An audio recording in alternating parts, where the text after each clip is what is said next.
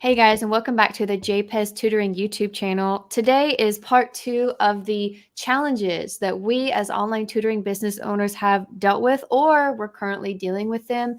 And last week we brought up some really great topics. If you haven't seen that yet, remember this is the part 2. So go back and watch part 1.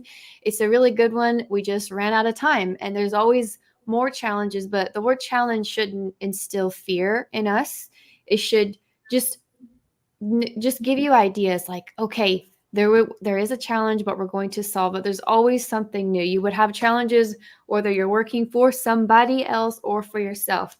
So everybody, I'll let you guys remind the listeners or the viewers what you guys do. Daniela, just tell everyone what you do and where you're from. We didn't do that last time. That's correct. Yes. So, hello, everybody. And I'm Daniela Lochan. I am a reading tutor and I am based in New York, Long Island, New York. Anybody out there? Let us know who's from New York. And I love to work with students that are struggling readers or reluctant readers, or even to the ones that need a little just extra challenge with their comprehension skills. That's what we do in our team. And she actually has a team, which is pretty great. And I know a lot of tutors out there want to know about people who actually have a team, like they've hired other tutors to tutor for their business. We can make another video about that. We have talked about it before, but I feel like it's just something that never gets old. All right, Max, it's all you. Well, I am Max. I am a math tutor. I live in Pensacola, Florida, which I totally owe to this business because without being an online tutor, I would have not been able to move here, which has been my dream. I'm primarily focused on pre-calculus and AP calculus. I find that a lot of students do pretty well until they hit that level, and then they kind of hit a wall and then they panic. And so I love to help them get their courage or confidence back and move forward and to move towards their college. Yeah, I probably needed you back in school, but here we are. So you guys, I'm going to pull up the wheel just like before. And I want everyone just to be comfortable. This is a discussion. This isn't, I know everything and other tutors, good luck. This is, here's how I experienced something. We all might face the exact same challenge, but we handle them differently. So it's like really exciting to see how that works. So we have, and I'll just display it here like I usually do. Okay, so I still stuck with fall colors. I was trying to move away from Halloween. When I spin the wheel, we'll land on whatever it is. So the idea is, what do we do when? Okay, so all these statements are when statements. What is it now? Okay, so maybe you didn't expect this one at the moment because you think, well, how is that a challenge when you want groups versus one-on-one? So I'll clarify that real quick. When you are pretty booked, right? Or when you have such limited time to tutor, you might realize that, hey, I tutor pretty much the same thing. If you tutor, let's say algebra, like the beginning algebra, and you have 5 or 6 students who are all about at the same level, you might think, I need to get them in a group that's using my time efficiently. It could even be more lucrative. It might be even more fun for the students being in a very small group. Who would like to speak to this first? Like the groups versus one-on-one, because some people refuse groups entirely and others want to only tutor small group and they don't do the one-on-one.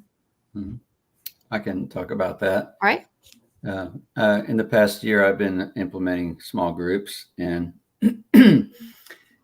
aside from being able to help more students, I can actually offer more services in addition to that. So, for example, instead of 1 session a week, I can do 2.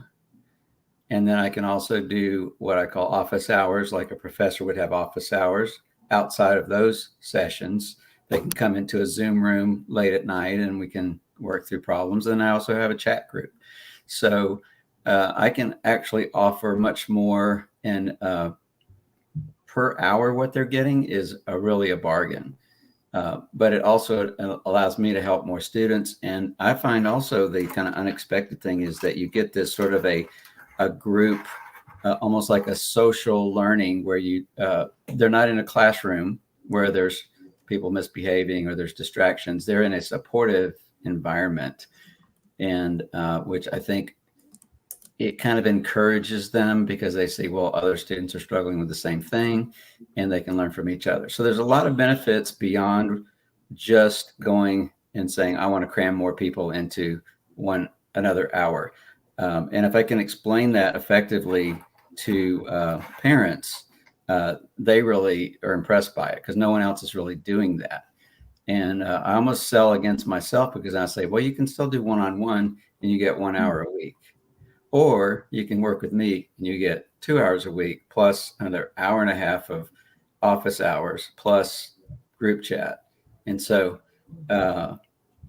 it's kind of like saying, do you want the Ferrari or do you want the Honda? The Honda is perfectly great, but if you want the best, I can offer you so much more. And it also creates this sort of feeling of I'm always there for you, not just once a week, but I'm always kind of generally around. So, and this is kind of a surprise, but what happened though when you realize I need to add groups? Because we've talked about this. I want to do a group, but everyone's got a different schedule. How do you Right. handle that when you've got people, well, they're available in the morning, they're available in the evening. How do you determine, okay, this is when this group meets? How did you set that up? Excellent question. So I first started by blocking off those time slots in my calendar so that I didn't book one-on-ones. So for example, Tuesday and Thursday at 4:30, I'm going to have a whatever group, Algebra 2. And if somebody comes in and they say, well, I can make the Tuesday one, but Thursday I have volleyball or something, that's fine because I'm going to be recording the sessions. They can watch the replay and they can come to my office hours. So they're still getting help. I had one student that she could never make the second session every week, but she came to all the office hours. And so she got the benefit of that. So it actually works really well for people who have really busy schedules because I've got so many opportunities for them to meet with me. Okay, so let's have that clear for everybody who's watching or rewatching that you have a group, you say, just like you said in our last session, you block off time. You say, look, I'm controlling when the group actually meets live. Tuesday, Thursdays, you said Tuesday, Thursdays at 4:30, that's what works for you. Whoever has signed up and paid will show up. If they can't, you're recording that meeting, but a recording is not as valuable as being there live, getting your questions specifically answered, getting it shown on the screen with the document camera or bit paper. Okay. And then if they're really behind that, you're actually opening up your Zoom once a week for your office hours. And then whoever needs something can show up. Do people show up for that, or do you find it's just like, well, it's every now and then they'll show up? For the office hours? Yes. I found that it's something I have to encourage them to utilize. And last year, I didn't have a problem. People used it a lot. This year, so far, maybe they just haven't needed it yet. But it's the kind of thing that I think most students would say, well, I'm already meeting with you twice a week. I don't really need that. But if they're getting ready for an exam or something, I will remind them, hey, you have extra time you can meet with me just so you can make sure you're going to do well. So they can get in another hour. Yeah. So they get, I give them 45 minutes for each. I do twice a week. So they get like an hour and a half potential for the office hours. And so, it's kind of thing I have to remind them, encourage them to show up. And I have one student that with the group chat, if she can't make like a Thursday session, she will send me the question she's working on that she needs help with. And I can do a quick video and send that back to her. And that works really well. So, okay. So it can be done. I like the idea of it. And it just sounds like maybe the new challenge for you, or kind of adding to that, is I've got this great thing that I offer that most online tutors don't have. It's just that sometimes that the extra help is there. They don't always know, or they're not always using it, but maybe that's a good thing, or maybe thinking of creative ways to get people to use the office hours. If you want that could be something to think like, okay, that's the next thing, is how do I remind them that it exists? Because otherwise maybe I don't need to offer it if they truly don't need it. Well, the other way I deal with that too is I keep track of, I'll ask every student, when's your next test? Yeah. And I'll keep track of that. And I say, oh, you told me you have a test Friday. Well, why don't you show up to office hours Wednesday night, and we can go over these again. So I'm putting it out there, and it's up to them. They have to be willing to jump in and utilize it. This is very much a holding people accountable type thing. If Yeah. they want it, they're going to use it. They're going to take you up on your offer. I think it works better with the older students because they're getting into a point where their parents are wanting them to self-advocate and, hey, this is your thing. Well, I'm not going to get involved. You get what you need. I don't know that it will work with the younger ones as well, but, I'm really focusing on the pre-calc and AP calc. So. Yes, because there's always so much need there. Just so much support needed in those upper level math classes. And it's a process. Like when I first started doing it, I didn't know how it was going to turn out, but I'm constantly tweaking it, making it better, getting feedback from students to try to make it a better and better experience. Because I really feel like it's the way I want to go moving forward. I know some other tutors that's all they do is groups, and they're just killing it. They're helping lots and lots of students, and it's working out great. But it takes time to get there. It has to be a long range. Like, this is what I want to do long range. It's not going to happen overnight. Something we'll have to keep in mind is when we solve a problem, sometimes it's only for a short time. Like right now, this is working for you, but soon you'll say, I need to adjust even more. Like you might, like you're saying, you might eventually get rid of all the one-to-ones.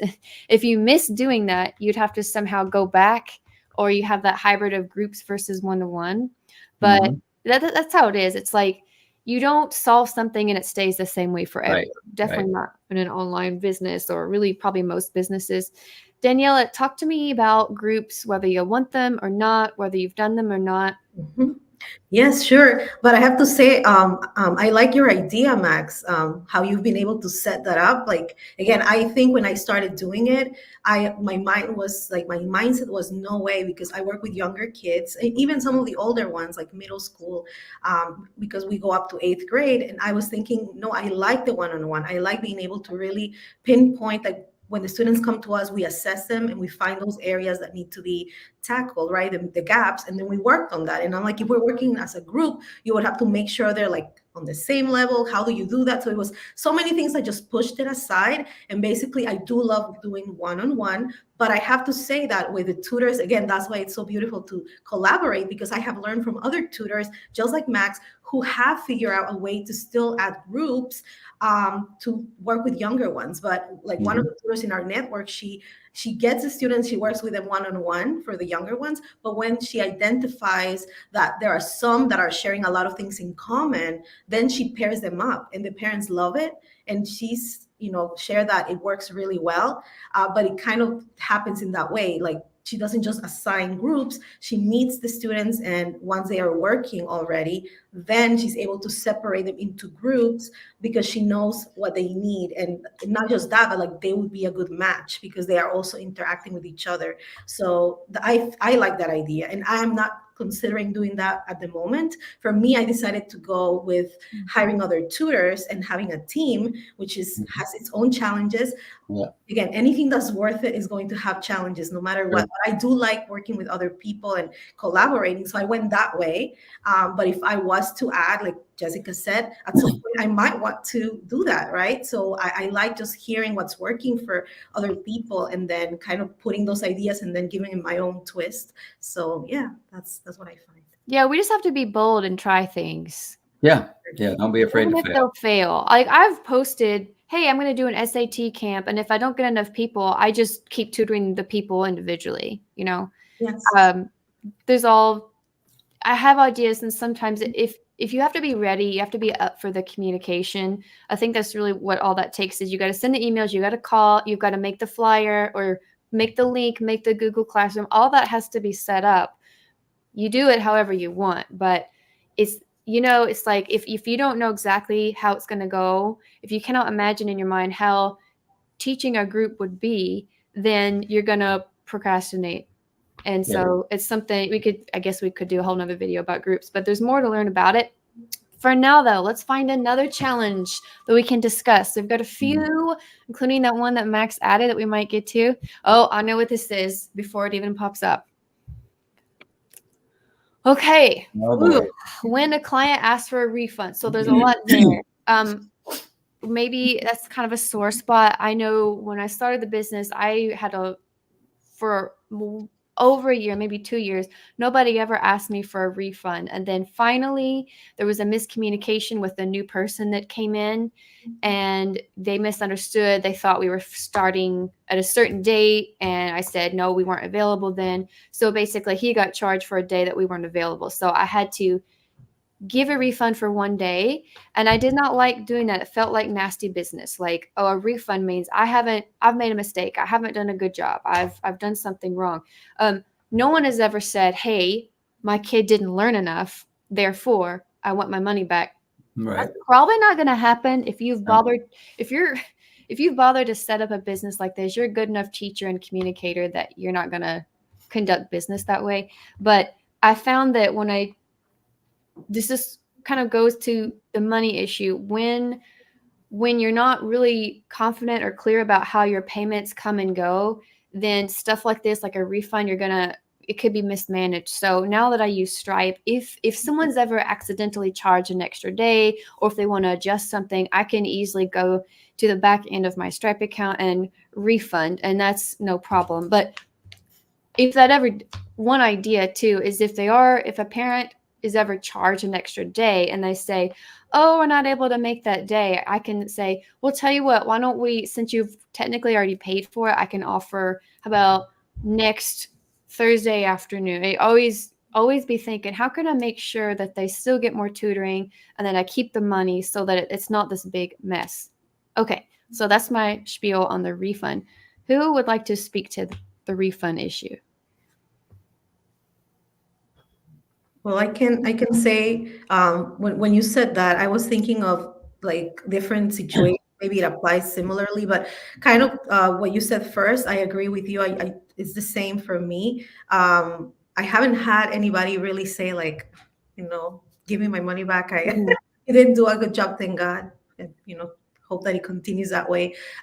But I have had where the parents have paid, because they pay in advance, and then they call me and they say, oh, well, I already paid. And I will just reassure them that on Tutorbird, nothing goes away. So they have paid, they have the credit, and we can resume. But like you said, I'm also always thinking, well, I can't see the student, or, I'm missing Johnny, today because he was sick, but if he's okay, can I still meet him on Friday? And then they'll say yes, for most of the situations, they'll say yes. So then we end up, it's like a win-win. They get tutoring, I keep the money, and that's fine. Unless I know I'm already super booked and I can't, then I will just say what you paid is there. You have a credit. You can always check the student portal or the parent portal, and you will see that you have a credit, and you don't have to, worry about that. It's a secure website, right? We use Stripe as well. So that's the situation. The one time that I can remember, somebody asking for something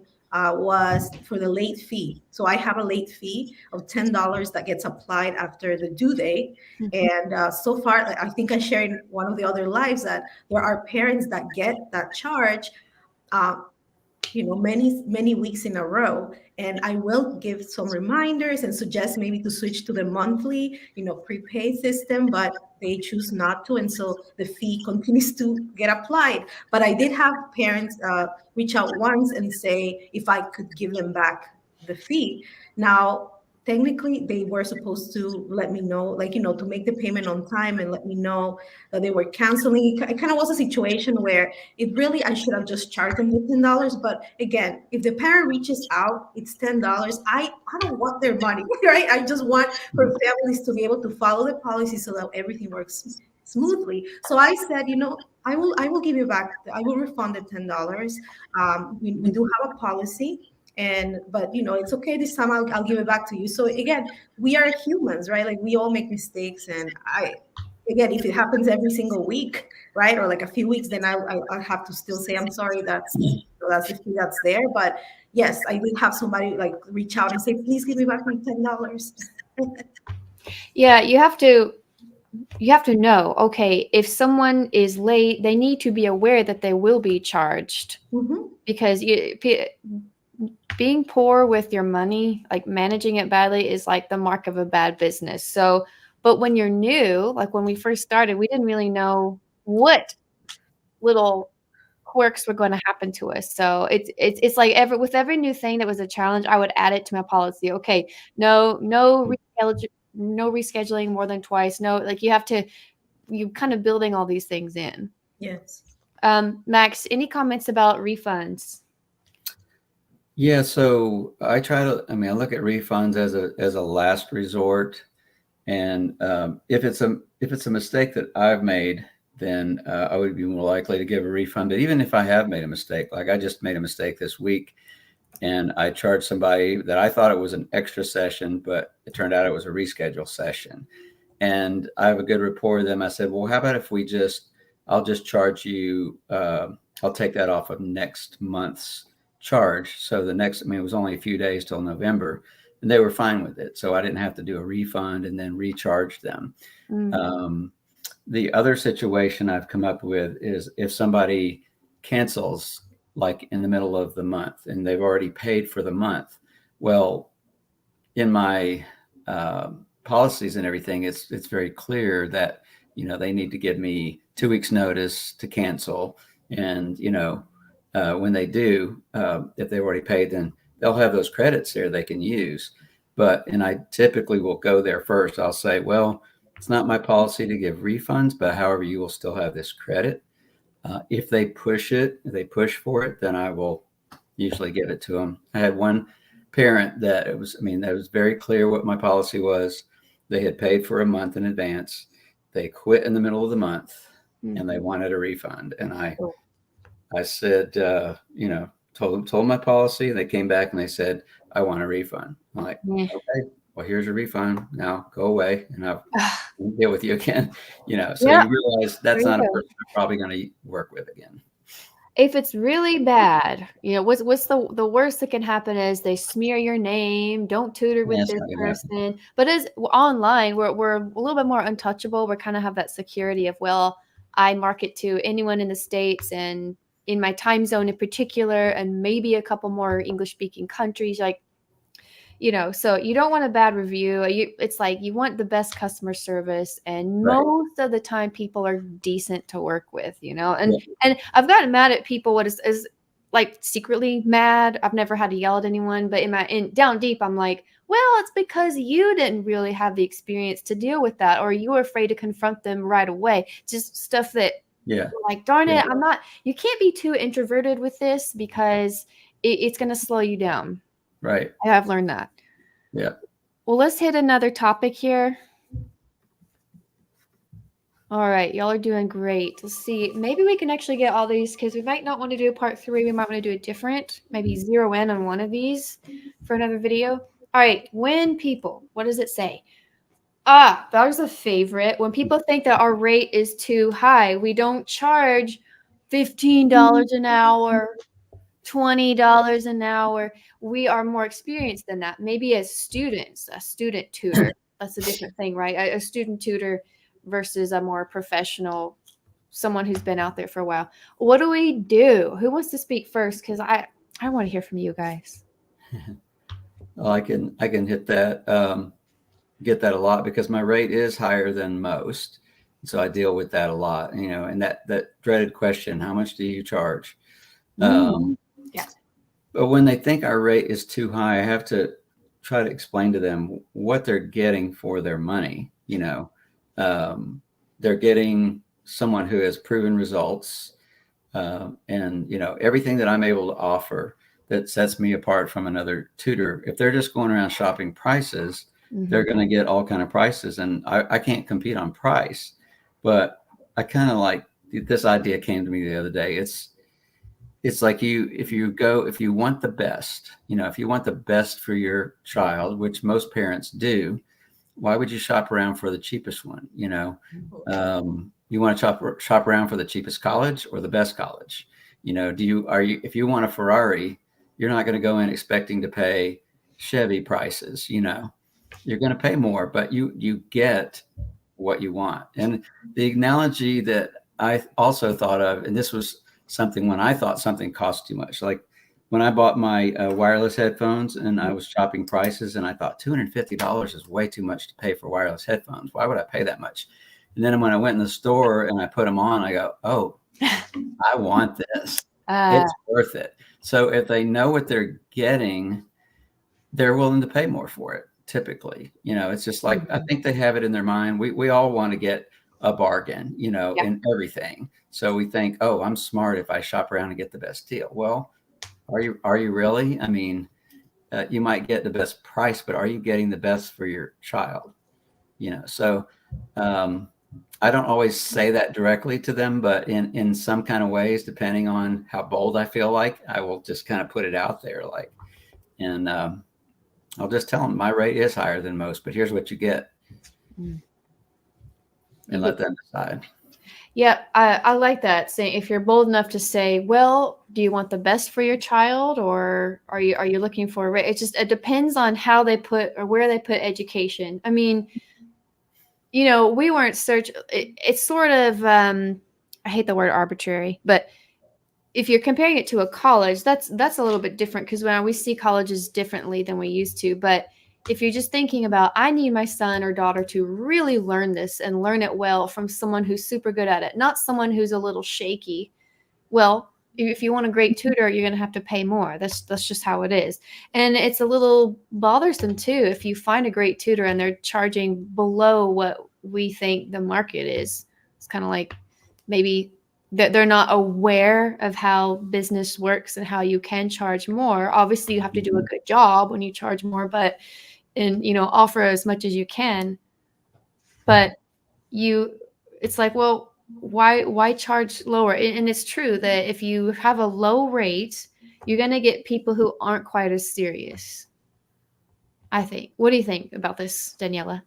No, yes, I agree. And I have had different, again, I have got to learn. We are all going through the journey. So in the beginning, I was feeling, I would feel every time people would ask how much you charge, how much do you charge, and that nervous feeling. So learning to talk about your business and all of that has been just a learning, right, journey for me. But if people have mentioned that it's too high, I do the same thing as Max. I just try to show them in different ways, depending on the situation, how their experience will be different with me. In some ways, or what I'm hoping usually to be the situation is when the family comes, the assessment.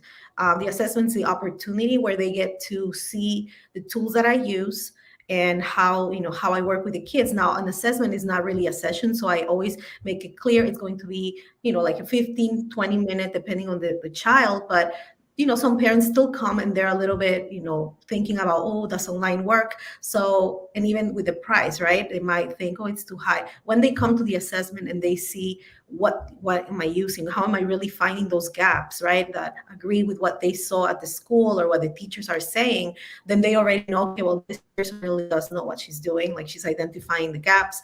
And then once they start, I have seen even people who know me, right, like when they're your friends sometimes, or even family, they might think, oh, she's tutoring on the side, is like a side thing. But sometimes, like, people have hired me, people who knew about me from church, and when they joined, they act like shocked. And I'm like, it's everything okay? And they'll say, wow, we did not expect this. Like, you really have all these things that you're using.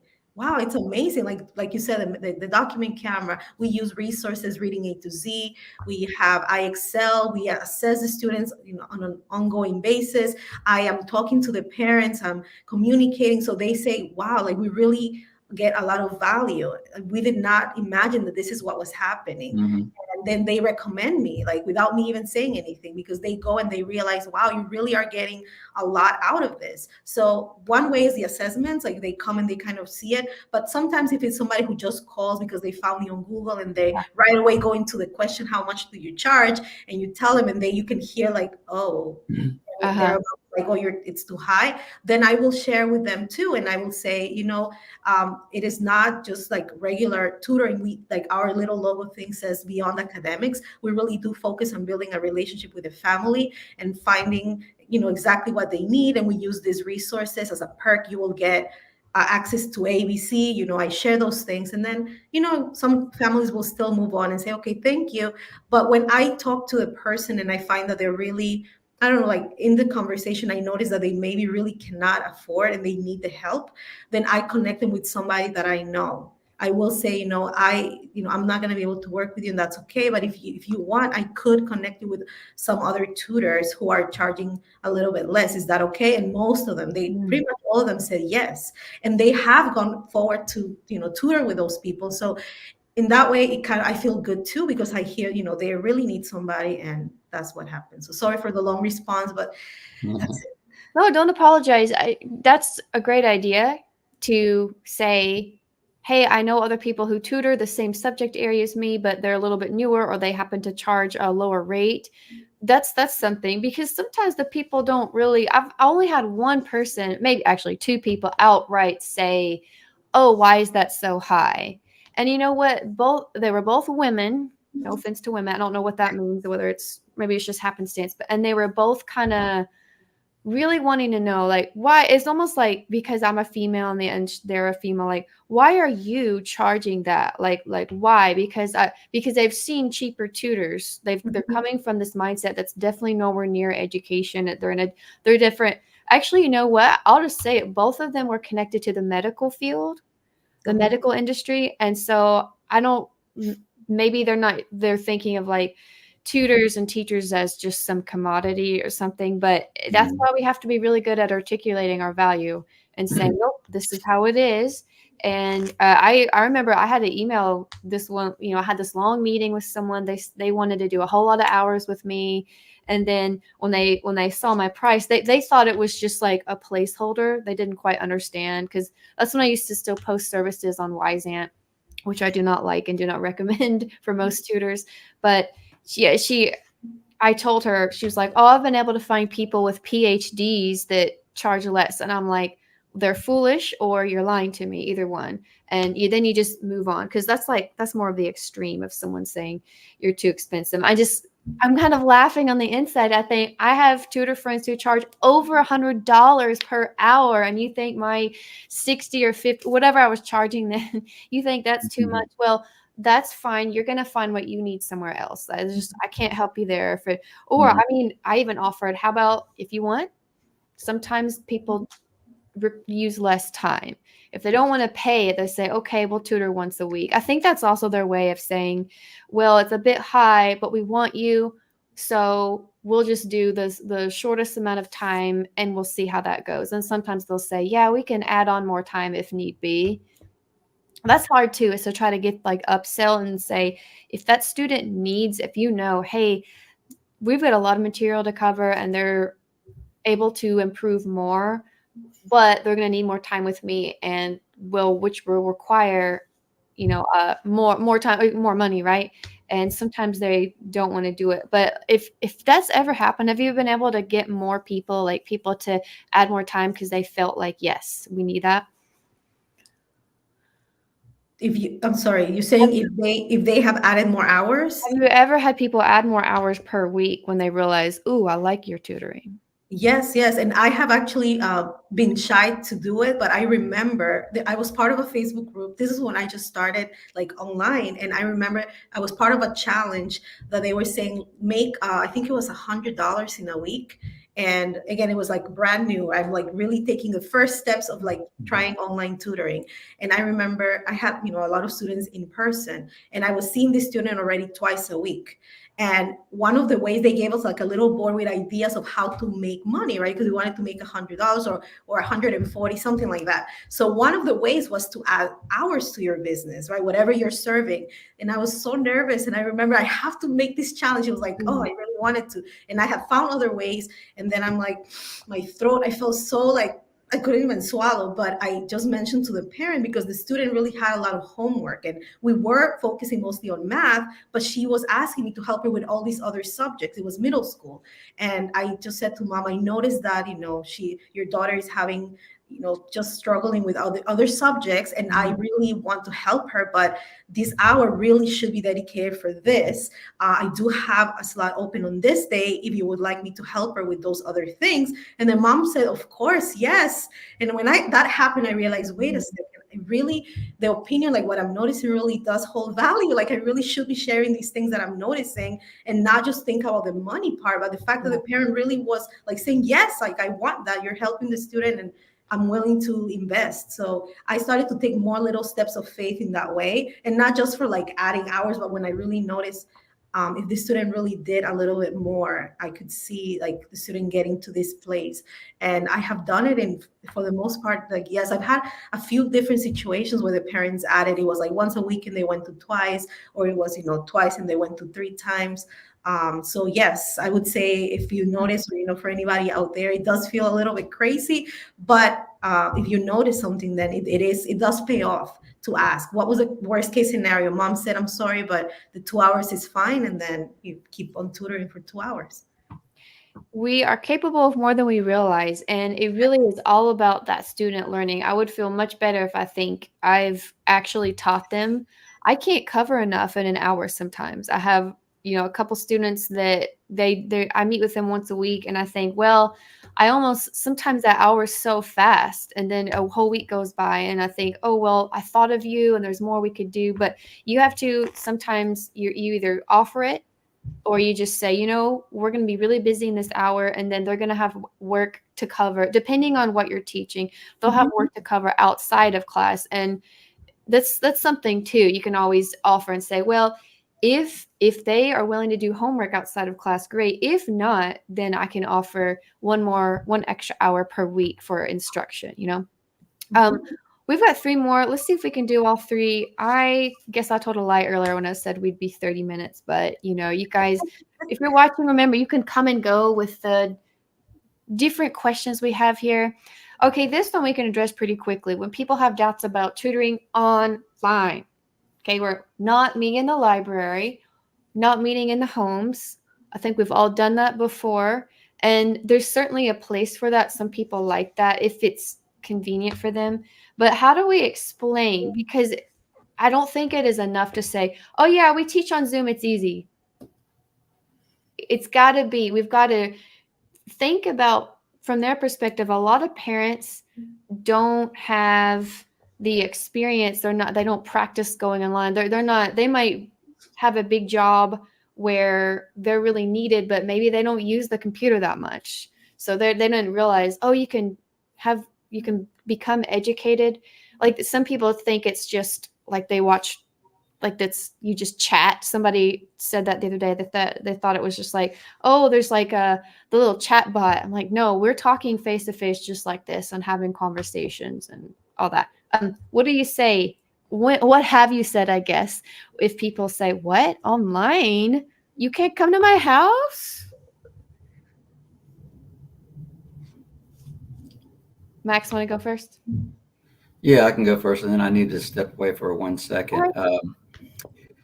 What and I actually wrote a blog article about this, 5 reasons that online tutoring could be the best choice for your child. I say could be, not always, but one of the things is that when you're in either in a home or in a library or something like that, you always have these distractions to deal with. You have the issue of if there's bad weather or there's something where they can't get there, and then plus you've got your drive time. They've got their drive time. It's much more efficient if we can just, the child gets home from school, goes online right there. They're in the comfort of their own environment. Sometimes they'll just like have a favorite place in their house and they feel really comfortable there. The other part is that, let's say we're doing some problems in math and it requires some formulas. Well, instead of like flipping through the book trying to find the formulas, I can just go do a search on Google, do a screenshot and paste it right into bit paper. And there we have our formulas right there. And I can do it in just a few seconds. So resources are more readily available at the just the touch of a button. And those are kind of the reasons that I put forth as why online tutoring could be better. All right, Daniela, any quick thoughts? Yeah, so basically, when people express the just doubt, what I would say is if you are willing to try, I can show you the tools that I use during the assessment. I don't charge for the assessment, so you just get to see it and try it. And if you think that that's not what you are hoping for, then that's okay. There's no commitment. And again, every single time, people are just amazed, and they're like, "Oh wow, I did not know that you had all these things that you could use just at your fingertips, all the tools for reading and stuff like that." So I just kind of show them what it is. That I've done that before in a consultation. I've screen shared and said, "Oh, look at the folder of all my ACT tests that I've uploaded and spent a lot of time doing that," or here's what their assessment will look like, here's what this will look like. And that I always feel proud that I have those things in place because I've spent so much time doing it. Why not show the parent? Because sometimes you're accidentally holding back. The parent might be really interested in something, or you'll win over their confidence when you show them, here's how I help, here's how easy it is, here's how like it's going to be stress free for your student. Your student is going to be able to, as long as they're checking their email and they can get online and we can speak, we're good to go. Like I'll take it from there. And once the parent knows that, and sometimes they're really good. They prefer that, but it's like you have to educate them a little bit and say, here's how it works, here's what it is, here's what it's not. And talk about how we love it. And it's not an excuse to lay around in our pajamas, even if we secretly have half of the pajamas on. They don't know that. They're more concerned with and busy with the tools that we offer.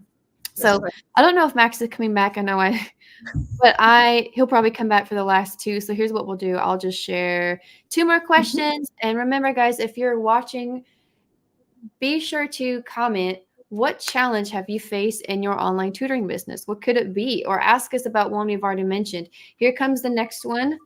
Second to last challenge. Let's see what it could be. Okay, Ruby Red here. When you're, darn it, this is the one Max actually wanted to do. Oh, Okay.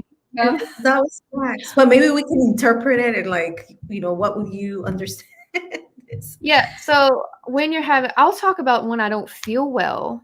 How about that? Okay. That's how I interpret this. And then I'll let him kind of, oh, there he is. Let's see if he's going to. Hey, Maxie, are Okay. you back? Yes, I am. Okay. Well, guess what? Just in time. So this question was your idea. Yep. Having a bad day, that could go a lot of different ways. It could be a tech issue. It could be, I feel sick. It could be, you're frustrated with the student, but you don't want to come off. Tell us what you mean by this particular challenge. How does this affect you? Yeah. Well, as it turned out, the reason I thought of that is I had a particularly, I would say, bad day. It was a challenging day. It's one of those days when I didn't feel like I was at my best. I didn't feel like I was doing that good of a job with my tutoring. I wasn't getting the results and I was feeling frustrated. I was just a little bit off, and everybody has days like that. But when you're having one, if you're like me, I put pressure on myself and I'm getting like, come on, I have to get this, and everything just kind of like is magnified. Every little thing, like my favorite TV show, I couldn't watch, Yeah. something has to go right today. But a few things that help with that, I think, is we all have those. So, one of the strategies would be just to reach out to another tutor and say, hey, I'm having a bad day, or something. And they might say, oh, it's okay. You're going to get through this. Or, even something simple like just go outside for a walk if it's not too cold. Or even for me, like just do something like clean something, run a load of laundry, just get your brain off of that for a while. You feel like you've done something, even though you haven't. And remind yourself that everybody has those days. And they're not typical, if you have 9 good days and 1 bad day, that's pretty good, but as tutors, we want to do a great job every day. And, another bad day would be like, I just don't have the patience and I'm frustrated with my student. Why aren't they getting this? When I realize it's probably because I'm not explaining it very well. So, I think it's just, I've gotten better at it over the years, just to be patient with myself, be patient with them, and realize everybody's just doing the best they can that day. And we all have those days. And you can, if you have a bad day, then you can easily tell the student, hey, it's okay if you're not having a great day. I have those too. So. Oh, yeah. Daniela, talk to me about this because it's Oh yes, yes. It is. could be It does happen. confusing.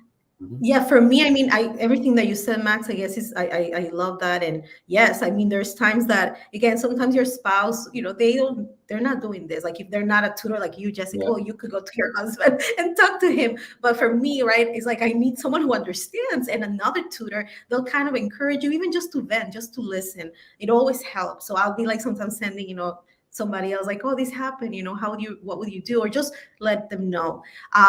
For me, I talk to God, and He gives me strength because Yeah. I'm like, help me. That Sometimes works. you know what Mhm. happens to me when somebody sends me a text? I'm in the middle of the day going, tutoring live, having a great time, and then I get a text, and it's like a bad report or a parent like saying something, and I'm not fully sure. I'm in the middle of a session, I can't fully read it, and I'm like, oh no. What is it? I go into my worst case scenario. I didn't even read the text fully, and I don't have a moment because I'm tutoring. Then I'm like, okay, calm down. I just breathe. And I like to not reply right away. If it's, let's say, a parent Yeah. saying something, right, they Mhm. like disagree with or something, right, that's like negative, I will really do my best not to reply right away. Like I give it a time. I just kind of, if I need to pray, I pray. If I need to talk to a tutor, I do that first, and I don't reply right away. So that always helps me to just kind of like make sure that I'm not replying out of emotion.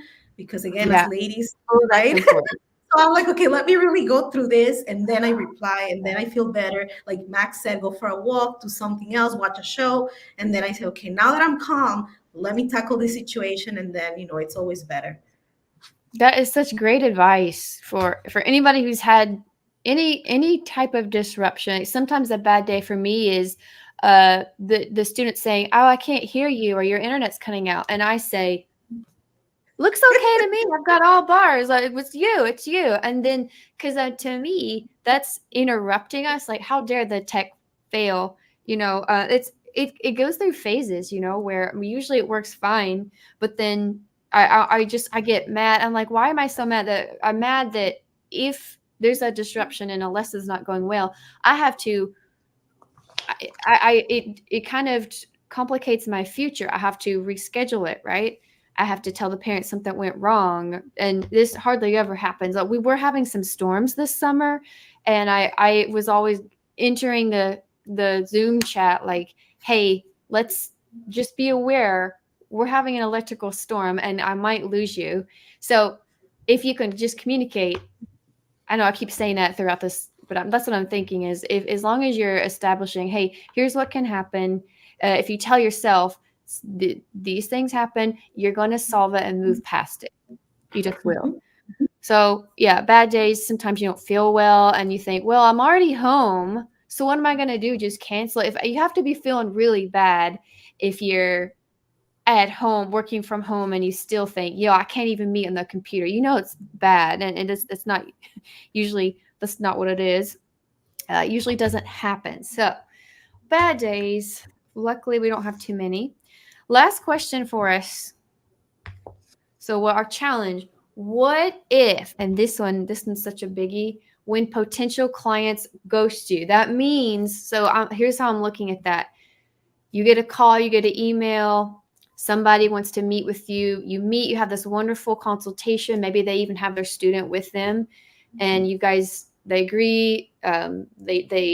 They like they're good with the price and everything. And then you say, okay, fill out our form. Like here's you tell them the next step, and then you don't hear from them, and you give it a day, maybe even 2 days, and then you email them, hey, just in case, just wanting to know if you're still interested in working with us, or us tutoring you, or establishing, however you word it. We want to know, let us know if you have any questions. And they still don't. Yeah. Or maybe another situation is they have been tutoring with you for a while, and then they say they're going to take a break, and then they pretty much a break means, okay, you're going to come back, right? Have you guys maybe share a story? Whoever wants to speak up first can, like a story of how this has happened, and then how do we deal with it? Because it is a challenge, simply because we're left wondering. Because I don't get tons and tons of inquiries per day. I really couldn't handle that. So everyone who comes to me, I'm very interested. I want to help them, unless we decide, oh wait, you can't you don't offer what I need, no problem. So we don't like when they go away, because if I've done something wrong, if I miscommunicated, or if I'm not answering the question that they have, I want to know so I can correct it for the next person. Max, why don't you speak to this? Oh, okay. Well, I guess one of the things I learned and from a course I took is that there was this saying. They said the fortune is in the follow up, and so I think following up, if you don't hear back from somebody, shoot them another email or shoot them a text, and just to let them know you're still there, because they might be busy and just kind of like put it out of their mind, or been meaning to get to it, or maybe they're talking to other tutors. And so if you show them that you're still interested and you keep following up, a lot of times they will come around. I had one that I thought was dead in the water. I had sent several emails and texts, and was about to kind of give up on it. And then they just texted me and said, we want to set up a consultation. So, if I hadn't followed up, then they might have just said, oh, well, he's too busy or something. So I think following up is really important. So always do it. It's like we treat them like gold, because it's a relationship. It's not I sell t-shirt and they bought a t-shirt from me and then they went on their merry way. Not that there's anything wrong with those businesses. I love t-shirts, but yeah, ours is there's so much like anxiety and emotion built in with like a teaching relationship. So and you're showing that you care by, continuing to follow up. And there was one thing I was going to say about that. Oh, I lost it. Oh, well, maybe it'll come back. we might come back, and maybe I'll help you out by saying that sometimes they need somebody different. Like they need somebody, like what we said, maybe that charges a different type of rate, or whose availability is better. Because some people want weekends, and I think most of us don't do weekends. So if that's when they're available, we have to be humble enough to say, hey, I know somebody who teaches during the weekends. Would you like for me to give you their contact information? And that way we're giving a tutor referral, and then they'll appreciate that, and maybe they'll come to you later when they're ready. Oh, I know what it was now. Thank you, Jessica.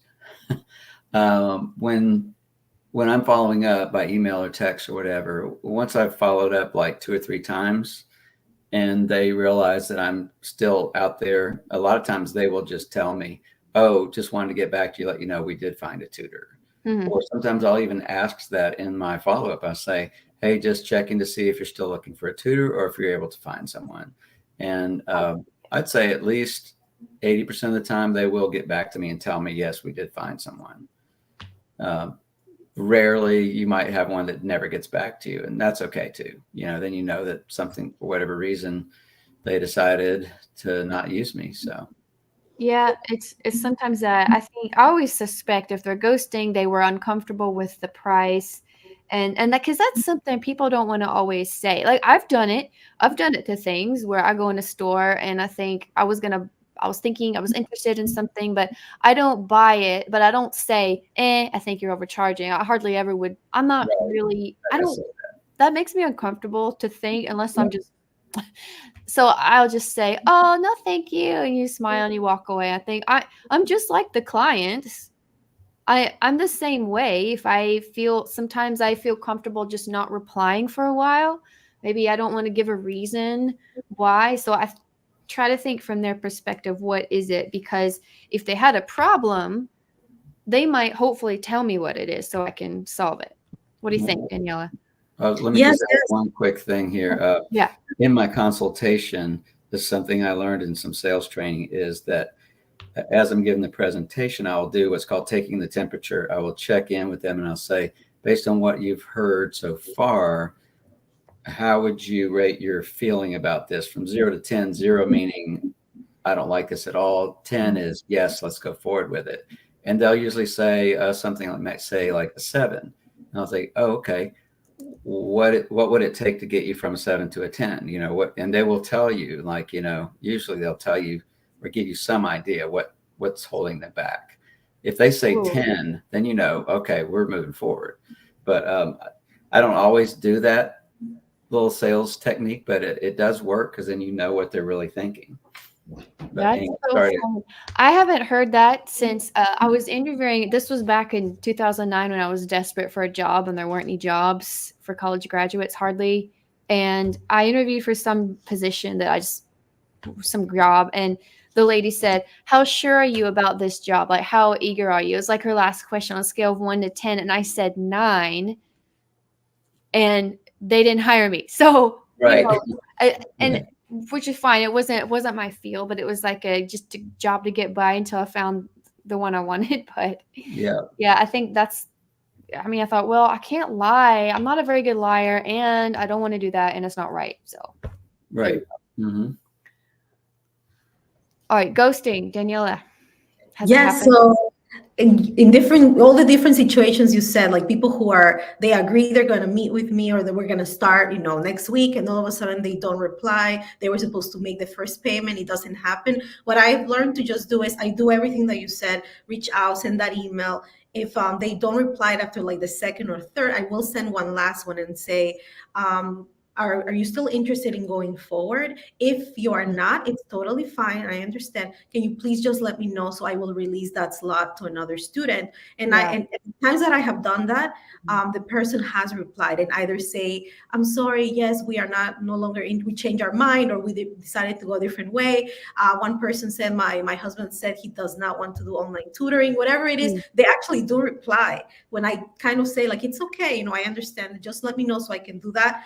But when it's families who are with me and they say they're going to take a break, I will kind of find out like how long is that break for? Like, I just want to reach out again, and they'll say, well, for the summer we're off, or until financially we're better. So I will kind of reach back out. Like if they told me, well, like we need a few months, or by the end of the summer, when the end of summer, I'll make a note in my calendar to just reach out, and I will say, I'm going over my schedule. Are you interested? I do have a couple of slots. Can we, schedule Johnny? And then they will reply and say, I'm sorry, we're still transitioning, or we find another tutor, or whatever it is. Some of them will reply, not everybody, but I still do reach out. And I have had some who I thought they moved on and they said, yes, we're continuing. So Yes, because of they'll that come one or back. two, you can't give up. Like, a lot of them might not Right. reply, but that one person, like Max said, we can't assume some of them are busy, then Mhm. you will get your student back. So yeah. Yeah, it's not personal, and I think it's tempting to take things in a personal way. You think, well, do you not like me enough? Did you not like the way I was teaching? Did you not are you it's like the devil like trying to trick you into thinking you're no good at this actually, but it's you just got to know usually it's not personal, and if it is, you don't want to teach with someone who maybe they don't want your teaching style, or they don't like that. Okay. But all right, guys, we're coming up on the hour. We did really great today, and I think we've spoken to a lot of really important issues, so we can do this later on in the future, or we can end it here. Don't forget to you guys can listen to this later, like put it on while you're doing dishes, while you're folding laundry, while you're getting ready to lesson plan, because it's good to kind of re-listen to everything and figure out, oh, that advice or that experience that tutor had is really going to help me, or I know someone else that can help. So always share it. You can post this on Facebook and share it, because I want people to actually get to hear it, because these are great things that we don't get to always share vocally, because we're all working in different states and different parts of the globe. So this is really important. We don't get together in person that often. So all right, you guys are wonderful. Any last comments before we take off? Well, thank you for doing this. It's been great. Yeah. Thank you so much. You guys are awesome. Always full of valuable insight. And I'll talk to you guys soon. Okay. All right. Okay. Thanks for watching, everyone. Bye. Bye.